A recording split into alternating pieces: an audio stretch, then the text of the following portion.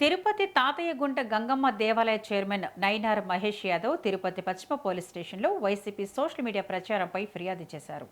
Party నాయకుల ప్రతిష్టకు తీవ్ర నష్టం కలిగేలా తప్పుడు ప్రచారం చేశారని ఆరోపించారు.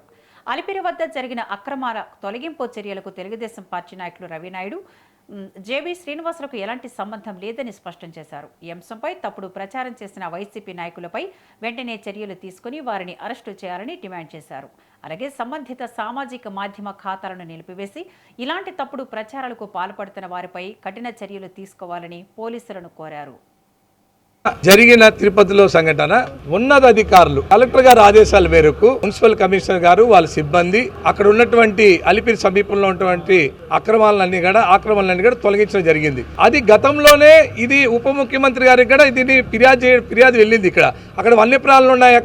అక్కడ వచ్చి రోడ్డు దాటుకొని ఆ జింకలు దుప్పులు వచ్చి అక్కడ వేస్ట్ ఆహార పదార్థాలని తిని అక్కడ ప్లాస్టిక్ ఆటోమేటిక్ చనిపోతున్నాయని చెప్పినేసరి కంప్లైంట్ జరిగింది.